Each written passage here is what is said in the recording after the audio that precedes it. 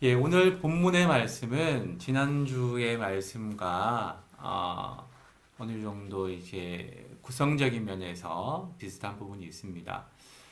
어,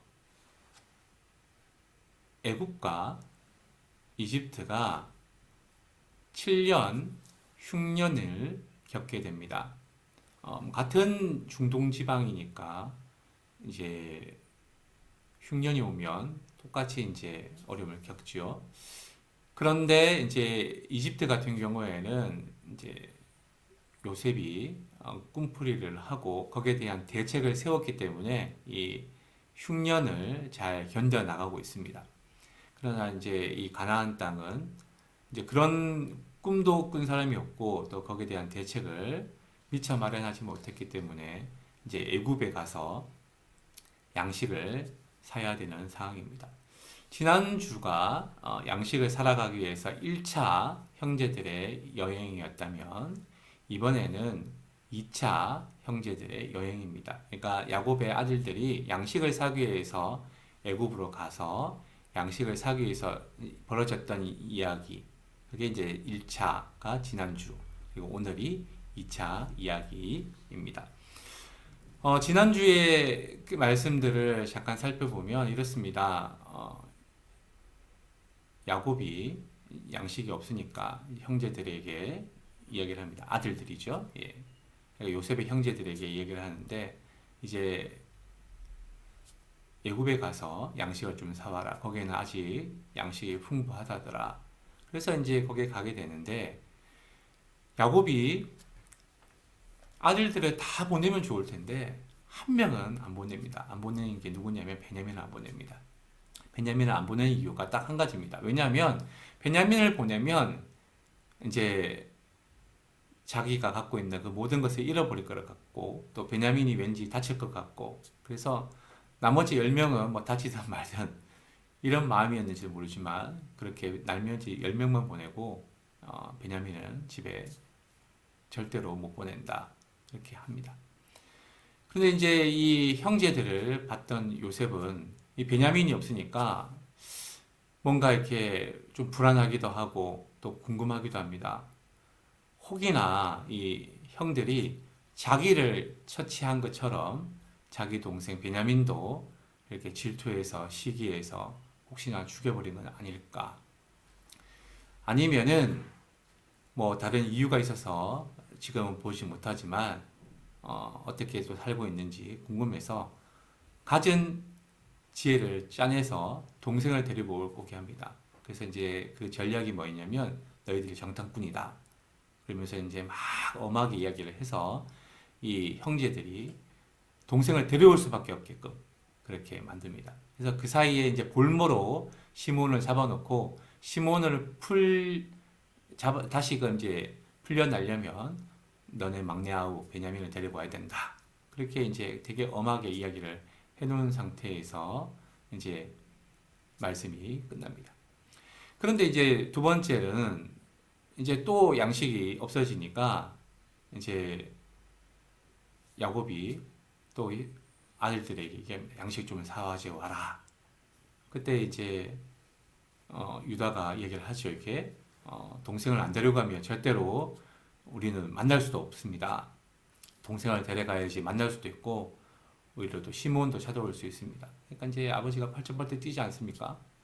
그러나 유다의 그 아버지 마음을 헤아리는 그 마음으로 말미암아 야곱도 이제는 그 집착에서 벗어나서 공동체를 위하여서 자기가 이 아들이 죽으면 죽는다 하더라도 나는 이제는 모든 것을 내려놓겠다. 그렇게 합니다. 그래서 이제 1차 여행은 10명이 요셉의 형제들 10명이 이제 이렇게 애굽에 내려갔다면 2차는 요셉의 형제들 11명이 가는 여행이 바로 오늘 본문의 말씀입니다. 이제 애굽에 도착을 하지요. 도착을 하니까 되게 이제 두려웠던 어떤 그런 거와 달리 환대를 합니다.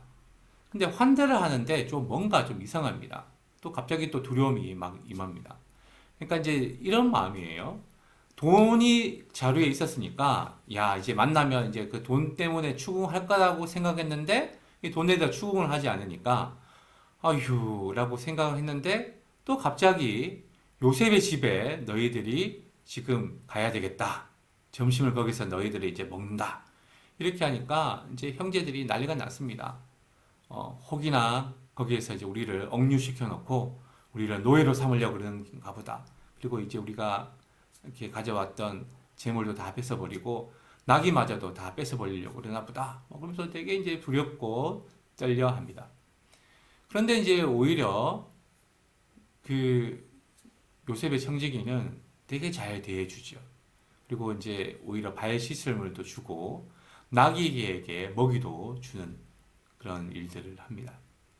그리고 이제 요셉을 만나는데 이제 점심 때 이제 만나서 밥을 먹기로 했으니까 점심이 때가 되자 요셉이 나타납니다. 요셉이 나타나서 이제 형들을 보죠. 이 형들 사이에 누가 있습니까? 베냐민이 있습니다. 베냐민을 보니까 너무너무 마음이 이렇게 뭉클합니다. 요셉이 형들에 의해서 야곱으로 팔려왔던 나이가 언제냐면 17세입니다. 17살에 이제 애굽으로 이제 종으로 팔려오죠. 그리고 난 다음에 총리가 됐던 게 몇 살이냐면 30세에 애굽의 총리가 됩니다. 그러면 이제 숫자로 계산하면 이제 13년이 지나고 또 2년 지금 흉년이 지금 들었기 때문에 그 앞에 또 풍년이 또 이렇게 7년이 또 있지 않습니까? 그러면 약 뭐 계산을 따지면 이제 13년에다가 7년에다가 2년 다음에 약 20년이 지났죠. 이렇게. 예.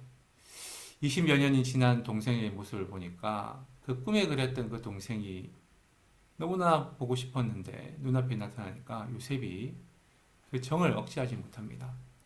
그래서 이제 안방으로 급히 가서 실컷 울고 옵니다. 실컷 울고 다시 이제 화장을 또 하고 오죠. 그 당시 이제 이집트는 남자도 화장을 하고 이게 눈 새까맣게 이렇게 하는 거 있지 않습니까? 오늘 혹시 이제 궁금하시면 한번 그 구글 검색해 보시죠. 고대 이집트의 화장법 이렇게 한번 보시면 남자들이 그 화장하면 얼굴을 못 알아봅니다. 지금 저도 이제 화장을 하면 때로는 누군지 이렇게 되게 이렇게 놀랄 때가 있을 때가 있는데 그 당시에도 이제 보면 이렇게 막 눈을 이렇게 새까맣게 이렇게 칠하는 그런 화장법이 있었기 때문에 그렇게 다시 화장을 하고 나타납니다. 그리고 난 다음에 이제 식사 자리를 이제 열지요. 그래서 이제 다들 막 이렇게 어리둥절하고 있고 두렵고 떨렸는데 그 모든 것들이 이제 이 식사 자리에서 해결이 됩니다. 아마도 제 생각에는 요셉은 우리는 식구다라는 것을 알리기 위해서 그러지 않았을까. 우리 한자말로 식구, 식자가 먹는 거고 구자가 입 아닙니까? 함께 밥을 먹는 사람들이 식구 아닙니까? 그러니까 이제 요셉이 이제 우리는 식구다라는 것을 알리기 위해서 그렇게 식사를 하지 않았을까 생각이 듭니다. 근데 그 당시에 식사법이 이렇습니다. 종과 주인이 함께 겸상을 할 수가 없습니다. 그리고 또 이 외국인과 이 애굽 사람, 이집트 사람이 또 함께 겸상을 할 수가 없습니다. 그러니까 이제 일단은 형들은 외국인이니까 형들대로 이렇게 또 상을 따로 차려놓고 또 그 요셉의 종들은 이제 주인과 종의 자리에서 그 종들은 또 다른 상을 차려놓고 또 주인이자 그 총리인 요셉은 또 상을 이렇게 세 상을 차려놓습니다. 그런데 식사를 하는 도중에 이제 그 요셉이 자기 상에 있는 음식을 형들에게 이렇게 줍니다. 근데 형들에게 줄 때에도 어떻게 주냐면 처음엔 자리를 앉히지 않습니까? 자리를 이제 이렇게 이제 앉히게 되면 어떻게 이제 누가 나이가 제일 많은지 적은지 물론 이제 요셉은 다 알고 있지만 그 형제들은 당연히 우리 총리가 모를 거라고 생각했지만 이제 당연히 요셉은 알죠. 이렇게 루벤한테 아저씨 저쪽에 앉으시오. 그 다음에 시몬 여기 앉으시오. 그 옆에 레이 앉으시오. 이렇게 이제 순서대로 이렇게 해서 제일 마지막에 베냐민 너 여기 앉으시오. 이렇게 순서대로 이렇게 합니다. 그리고 음식을 줄 때에도 이렇게 왜냐면 이제 르우벤부터 이렇게 음식을 주죠. 그래서 제일 마지막에 베냐민에게도 음식을 주는데 자기의 음식을 줄 때에 베냐민은 특별히 그동안 너무나 보고 싶었기 때문에 인지도 몰라도 그 다른 형제들이 만약에 우리 뭐 쉽게 말해서 이제 치킨 다리 하나를 하나씩 줬다면 동생이는 치킨 다리를 5개 준 거고 갈비, 소갈비를 하나 큰 거 하나 형들에게 하나 줬다면 이 베냐민에게는 이제 소갈비를 5대 줬다고 이렇게 보시면 됩니다. 어찌 보면 편애 아닙니까? 예, 아버지가 형들에게는 그냥 옷 한 벌 해주지 않았는데 특별히 요셉에게는 채색 옷을 해줬다는 것은 특별한 사랑, 좋게 말하면 사랑이지만 편애 아닙니까? 요셉도 베냐민에 대해서는 다른 형제에 비해서 편애를 하지만 그 어느 한 명도 그 요셉에 대해서 불평을 하는 사람이 없습니다. 물론 이제 뭐 총리이기 때문에 그러지 않을까, 뭐 이제 어떻게 그렇게 감히 할 수 있을까라고 하지만 오늘 본문 말씀에는 보면 요셉과 함께 즐거워했다. 이제 그렇게 나와 있습니다. 식사 자리가 이제 다 끝나고 다들 이제 잠자리에 들어갔습니다. 근데 그 밤에 이제 요셉이 청지기와 모의를 합니다. 이제 각자의 자료에 지난번처럼 돈을 다 집어넣어라. 그리고 내 은잔 있지? 은잔을 그 제일 음식을 많이 줬던 기억나지? 걔 자료에는 은잔까지 넣어놔라.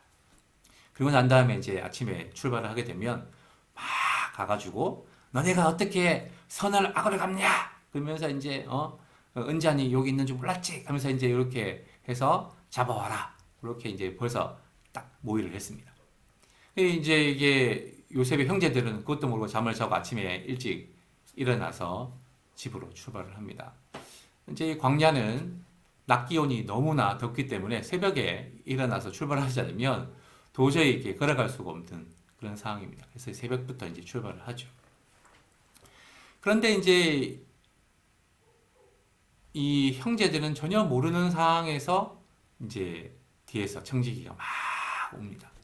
그래서 이제 요셉이 가르친 대로 너희가 어떻게 그럴 수 있냐 막 얘기하고 그러면 이제 너희들은 이제 어떻게 선을 악으로 갚냐 막 이렇게 이제 이야기를 합니다. 그러니까 이제 이 요셉의 형제들이 어리둥절하잖아요. 이렇게 아니요 우리는 그런 적이 없는데 왜 우리한테 자꾸 그런 식의 모의를 하냐. 지난번에도 돈이 들어있어서 다 갖다 드리려고 했는데 뭐 그거는 괜찮다고 하셔가지고 그렇게 하지 않았냐. 우리는 정말로 이렇게 결백하다. 만약에 우리 중에 누구의 자료에서 언잔이 나오더라도 그 사람은 반드시 죽이십시오. 그리고 나머지 우리들은 모두가 종이 되겠습니다. 그렇게 호언장담을 합니다. 그만큼 자신 있었다는 거예요. 근데 이제 자료를 엽니다. 자료를 열 때에도 순서가 있습니다. 나이 많은 순서대로, 나이 적은 순서대로 엽니다.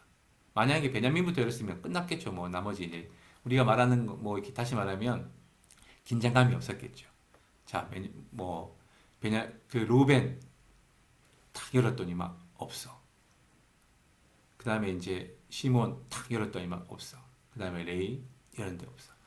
근데 없는 거는 은잔이 없지만 들어있는 거는 뭐가 또 들어있냐면 돈이 그대로 다 들어있습니다. 근데 돈은 이제 무섭지도 않아요. 이제 돈들은 돈 들었네. 그런데 이제 은잔이 없는 것만 해도 다행이다. 그렇게 이제 넘어가고 있는 상황이죠. 그런데 이제 마지막 베냐민 딱 열었는데 물론 돈다발이 보이죠. 근데 돈다발 밑에 이게 계속 했더니만 그 안에 뭐가 나올까요? 당연히 계획대로 요셉의 계획대로 은전이 뿅 나옵니다. 그랬을 때 이제 형제들이 어떻게 하냐면 자기의 옷을 찢고 막 애통하게 옵니다. 여기서 좀 여러분들은 어떻게 생각 드십니까? 저는 참 어떻게 요셉이 이렇게 했을까? 물론 요셉이 한 것도 있겠지만 하나님께서 이걸 하지 않았겠습니까? 형제들이 자기가 꾸민 계략으로 아버지의 옷을 갈기갈기 찢게끔 만든 적이 있습니다. 요셉의 옷에 피를 묻혀가지고 동생이 죽었다. 그래서 아버지가 너무 슬퍼서 옷을 찢어버렸는데 이제는 요셉의 계략으로 형들이 옷을 다 찢게끔 그렇게 합니다. 아마도 하나님께서는 이 요셉을 통하여서 이제 이 형들의 잘못을 이렇게 자꾸 드러내시게 하시는 것 같습니다. 자, 이런 상태에서 이제 계략대로 다시금 잡혀오죠. 잡혀오고 난 다음에 지금 어떻게 되는지 이제 그게 오늘 본문의 시작입니다. 14절, 15절 말씀을 이제 같이 함께 읽겠습니다. 유다와 그의 형제들이 요셉의 집에 이르니 요셉이 아직 그곳에 있는지라 그의 앞에서 땅에 엎드리니 요셉이 그들에게 이르되 너희가 어찌하여 이런 일을 행하였느냐 나 같은 사람이 점을 잘 치는 줄을 너희는 알지 못하였느냐. 이제 유다와 형제들이 요셉의 집에 다시 들어왔습니다. 아마도 바들바들 떨었겠죠. 예. 뭐 죽는다 막 그리고 이제 노예된다 뭐 이제 이런 것도 그거지만 이 사슬 10%라는 그 사람이 지금 이제 그대로 딱 기다리고 있습니다. 요셉이 아직 그곳에 있다. 요셉이 아직 그곳에 있다는 것은 출근 시간인데 출근 안 했다는 이야기예요. 아니 9시 출근이면 새벽에 지금 출발했던 그 형들이 요셉이 지금 출근하기 전까지 지금 이제 그 사이에 짧은 시간에 잡혀왔다는 이야기입니다. 만약에 새벽 뭐 5시나 6시에 출발했으면 이제 요셉이 9시쯤 출근한다면 그 3시간 남짓하는 그 사이에 모든 일들이 지금 벌어지고 있습니다. 당연히 이들은 땅에 납작 엎드릴 수밖에 없죠. 죄인의 신분이 됐습니다. 그리고 요셉이 되게 무섭게 말합니다. 어찌하여 이런 일을 행하였느냐. 나 같은 사람이 점을 잘 치는 줄을 너희는 알지 못하였느냐. 물론 요셉이 점을 치는 사람은 아닙니다. 그만큼 겁주려고 지금 이야기를 하는 거죠. 그때 누가 이야기를 하냐면 유다가 말합니다. 더 이상 루벤이나 다른 형제들은 그런 역할을 감당하지 못하는 깜냥이 안 됩니다. 유다만이 지금 이 상황을 해결하려고 이랬습니다. 왜냐하면 지난주의 말씀처럼 유다가 베냐민을 위하여서 담보가 되겠다고 아버지와 약속을 했거든요. 이 담보라는 것은 어떤 것을 서로가 가치가 있을 때에 바꾸는 거죠. 예를 들어서 이제 예전에 전당포라는 게 있을 때에 돈이 한 50만 원 정도 필요하면 시계나 이런 거 풀지 않습니까? 시계가 50만 원 정도의 가치가 있을 때 돈을 50만 원 주는 거지. 이게 뭐 가짜 시계 뭐 그 이제 롤렉스 가짜 시계 뭐 이런 거 10,000원짜리 시계면 뭐 1,000원도 안 주는 거 아니겠습니까? 그러면 이제 이만큼 가치가 있다고 했을 때에 베냐민 인생과 그리고 유다의 인생을 맞바꿀 만큼 그렇게 서로가 가치가 있는 거죠. 그러니까 베냐민을 위해서 이제는 유다가 담보가 되겠다고 했으니까 유다는 아버지의 약속을 지키기 위해서 베냐민을 이제는 구해내야 됩니다. 그런데 이제 유다가 이렇게 얘기를 하죠. 16절 말씀입니다. 유다가 말하되 우리가 내 주께 무슨 말을 하오리까? 무슨 설명을 하오리까? 우리가 어떻게 우리의 정직함을 나타내리까? 그러니까 내가 어떤 입이 10개라도 할 말이 없다. 예. 그리고 어떻게 설명을 해야 될지도 내가 모르겠다. 이게 도저히 뭐 내가 납득이 안 되는 어떤 그런 상황이 우리는 절대로 그런 적이 없는데 이게 들어가 있다. 그리고 우리가 어떤 말로 행동으로 우리의 정직함을 증명해낼 수가 있겠냐 그렇게 이야기를 합니다. 그러면서 했던 말씀이 뭐냐면 하나님의 종들의 죄악을 찾아내셨다. 하나님이 종들의 죄악을 찾아내셨다. 유다는 자신들이 이전에 동생을 처참하게 짓밟고 그 동생을 다른 나라의 종으로 팔아버렸던 것을 죄로 인식을 하고 또 하나님께서는 그것을 가만히 두지 아니하시고 그것을 일일이 발견해 셨다. 그래서 이제는 회개하는 마음으로 하나님께서 우리들의 죄악을 찾아내셨기 때문에 이 잔이 이렇게 되었습니다. 그런데 유다의 말, 그 다음 말이 조금 우리에게 와닿습니다. 우리와 이 잔이 발견된 자가 다 주의 노예가 되겠나이다. 유다는 지난주에도 함께 말씀을 나눴지만 이제는 자기 중심이 아니고 이 공동체 중심입니다. 우리가 다 주의 종이 되겠다. 나한테 안 걸렸으니까 난 다행이다. 이게 그게 아니고요. 우리가 잔이 발견된 자와 함께 다 주의 종이 되겠다. 그렇게 이야기를 합니다. 근데 요셉은 어떤 말을 하게 되냐면 17절에서 이렇게 얘기합니다. 요셉이 이르되 내가 결코 그리하지 아니하리라. 잔이 그 손에서 발견된 자만 내 종이 되고 너희는 평안히 너희 아버지께로 올라갈 것이니라. 아니 괜찮아. 그냥 잔 발견된 자만 오해되면 돼. 너희들은 그냥 다 가. 이게 조금 뭔가 허술한 것 같으면서도 조금 자비가 있는 것 같으면서도 어찌 보면 요셉이 형들을 떠보는 어떤 그런 시험 같습니다. 정말로 형들이 변화가 되었을까? 형들이 진짜 예전과 달리 나 때는 너무나 시기했지만 이렇게 동생을 보호하는 것이 진짜일까? 정말로 유다 형이 나를 팔았을 때처럼 이제는 전혀 다른 모습으로 바뀌었을까? 이렇게 왜 베냐민을 그렇게 옹호하고 베냐민을 위해서 자기가 저렇게까지 할까? 그래서 이제 다시금 시험을 하는 거죠. 이렇게 아니 베냐민만 남겨놓고 너희들은 다 돌아가. 내가 용서해 줄게. 지금 이렇게 이야기를 합니다. 그때 18절에 보면 유다의 행동이 있습니다. 18절 말씀을 같이 한번 읽어보겠습니다. 유다가 그에게 가까이 가서 이르되 내 주여 원하건대 당신의 종에게 내 주의 귀에 한 말씀을 아뢰게 하소서. 주의 종에게 노하지 마소서. 는 바로와 같으시니. 유다가 이게 정신이 나가는 것 같습니다. 유다가 감히 총리인 요셉에게 가까이 갑니다. 아니 이게 죄인의 신분이 지금 된 사람이 이렇게 총리 앞에 지금 간다는 게 이게 말이 안 됩니까? 이게 그 호위병들이 있는데 막 칼로 들이댈 수도 있는데 지금 유다는 그만큼 결연합니다. 지금 내가 이 베냐민을 구해내지 않으면 안 된다.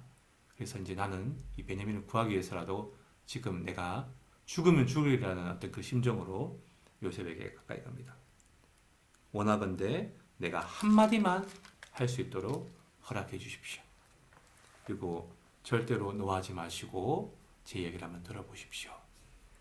그리고 바로와 같다는 이야기는 그만큼 바로와 같이 높은 분이시지 않습니까? 그러니까 저같이 하찮은 사람이 이야기하는 것을 이렇게 들어주시면 좋겠습니다. 그렇게 하면서 이제 유다가 이야기를 합니다. 유다가 꽤 긴 내용의 이야기를 이야기합니다. 처음에는 어떤 이야기를 하냐면 왜 막내 아우를 데려오라고 하셨는지 기억나시죠? 예. 우리의 결백함을 정탁분이라고 해서 결백함을 나타내기 위해서 막내 아우를 데려오라고 그러지 않습니까? 그 막내 아우를 데려왔는데 이제 와가지고 뭐 막내 아우가 뭔가 문제가 있다고 얘기하시는 게 조금 억울하다. 뭐 이런 투의 얘기를 합니다. 두 번째는 이 막내 아우를 데리고 올 때 아버지와 다퉜던 이야기를 합니다. 아버지가 절대로 안 된다는 얘를 끝까지 제가 설득을 해서 데리고 왔는데 세 번째는 이 아이를 데리고 가지 않으면 우리 아버지가 어찌 보면 죽을지도 모르는 그런 상황에 놓여 있습니다. 그리고 마지막으로 네 번째 유다가 이야기하기를 이렇게 이야기합니다. 33절에 나와 있습니다. 33절 말씀을 같이 한번 또 읽어보겠습니다. 시작. 이제 주의 종으로 그 아이를 대신하여 머물러 있어 내 주의 종이 되게 하시고 그 아이는 그의 형제들과 함께 올려 보내소서. 이제 주의 종으로 그 아이를 대신하여, 내가 대신한다는 것은 담보가 된다는 이야기죠. 정말로 말만 그렇게 번지르하게 아버지에게 한 것이 아니라 정말로 아버지를 생각해서 아버지를 헤아려서 유다는 아버지와 베냐민은 이게 딱 붙어 있다. 그래서 베냐민이 만약에 뭔가 문제가 생기면 아버지도 문제가 생길 것이다. 그래서 이제는 아버지를 헤아리는 마음으로 내가 담보가 되겠다는 그 말을 지키려고 합니다. 자기의 인생도 소중한 거 아닙니까? 자기의 가족도 소중한 거 아닙니까? 유다에게도 가정이 있지요. 유다에게도 자녀가 있고 유다에게도 손자들이 있습니다. 그런데도 불구하고 유다는 베냐민을 위해서 자기의 남은 인생을 포기하려고 합니다. 유다가 어떤 사람이었습니까? 유다는 요셉이라는 동생을 종으로 팔아버렸던 사람입니다. 그러나 이제는 아버지를 헤아리는 그 마음, 공동체를 헤아리는 그 마음, 가족을 생각하는 그 마음이 있자 종을 팔아버렸던 사람이 이제는 자기가 종이 되겠다고 자청하고 나서고 있습니다. 그만큼 유다는 많은 세월 동안에 단련이 되었고 아버지를 이해하고 정말로 형제들을 사랑하는 마음이 가득하고 있다는 것을 알 수가 있습니다. 그러면서 유다는 이렇게 얘기합니다. 34절 그 아이가 나와 함께 가지 아니하면 내가 어찌 내 아버지께로 올라갈 수 있으리이까 두렵건대 제 애가 내 아버지에게 미침을 보리이다. 제 애가 내 아버지께 미침을 보리이다. 이 이야기는 아버지가 만약에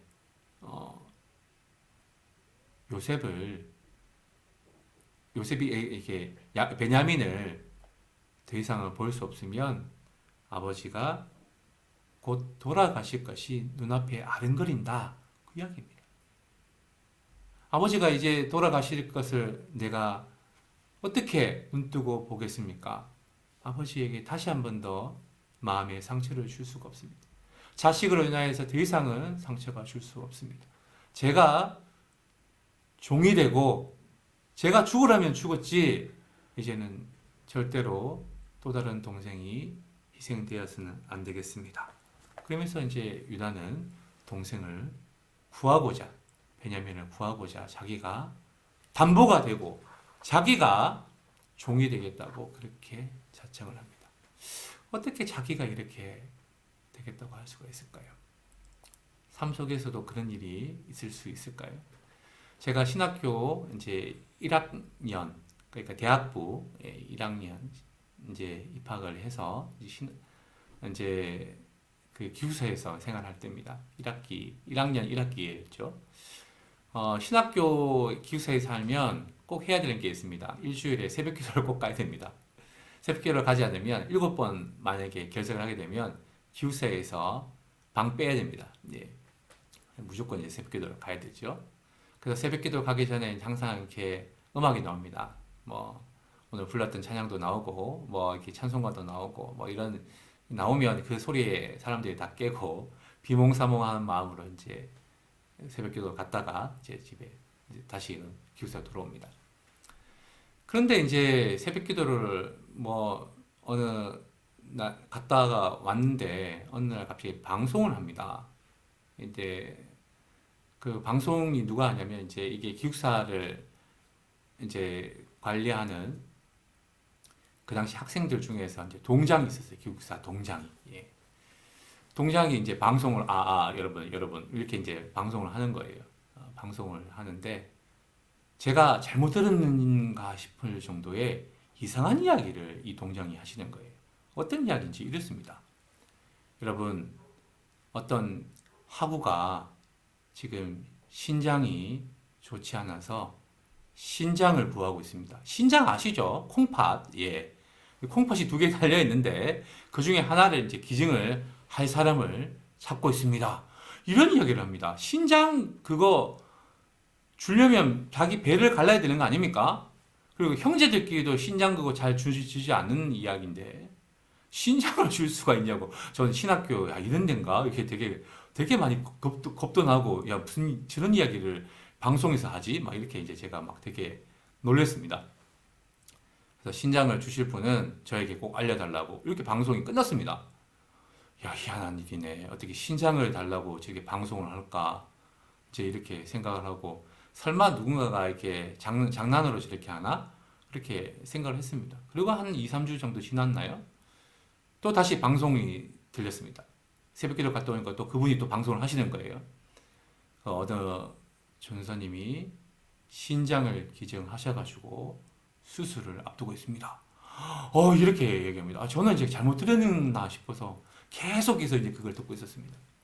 정말 딱하다고 생각하고 주의 종으로 부름받은 우리 하구를 위해서 자신의 신장을 기증하겠다는 각오가 생겨서 이제 몇 월 며칠 날 수술이 잡혔습니다.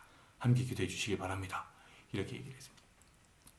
그리고 난 다음에 진짜 또 며칠 지나니까 수술을 잘 했고 회복 중에 있다고 그렇게 얘기를 했습니다. 남을 위해서 자신의 것을 얼굴도 잘 모르는 그 학생을 위해서 자기의 신장을 기증한 일이 제가 다녔던 학교에서 실제로 일어났던 거죠. 그런데 누군가가 우리를 위해서 죽을 수도 있겠습니까? 또 우리는 누군가를 위해서 죽을 수 있습니까? 이 유다의 자손 중에서 누군가를 위하여서 누군가의 생명을 위해서 죽으신 분이 있습니다.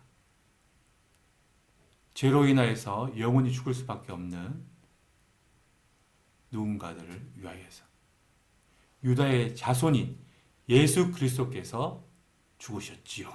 십자가에서 돌아가십니다. 우리들을 대신해서 돌아가셨습니다. 오늘 그 아이를 대신하여서 유다가 종이 되고자 한 것처럼 예수님은 우리를 대신해서 십자가에서 돌아가셨지요. 그래서 유다는 예수님의 예표라고 그렇게 이야기를 합니다. 이러한 유다와 베냐민은 역사 속에서 어떤 관계를 이루고 있을까요?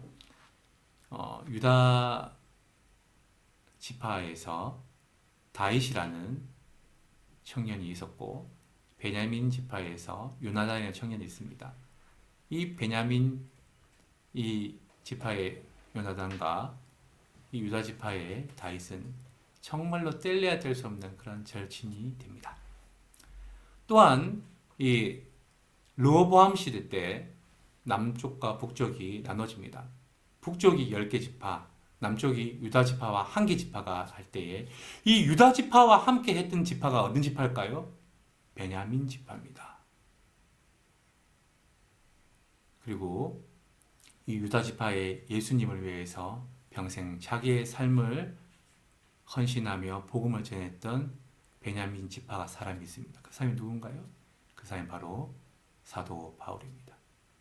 아낌없는 사랑, 그 누군가를 위해서 내 모든 것을 주려고 했던 그 사랑 뒤에는 정말로 뗄래야 뗄 수 없는 좋은 관계가 유지되고 있음을 알 수가 있습니다.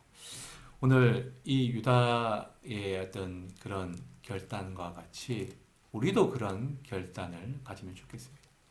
우리가 우리 것을 내 것이라고 생각하지 아니하고 우리 것이라고 생각을 하고 또 우리 공동체를 위해서 또 우리 가정을 위해서 내가 가지고 있는 것을 내려놓고 함께 생활한다면 어찌 보면 유다와 베냐민이 평생을 함께하는 그런 삶의 동반자가 된 것처럼 우리 모든 공동체가 하나가 되지 않을까 생각이 듭니다. 또한 우리를 대신하여서 돌아가신 예수 그리스도의 사랑을 생각하면서 우리 또한 그러한 사랑을 누군가를 위하여서 대신 전할 수 있는 그런 저와 여러분이 되시기를 간절히 기원합니다.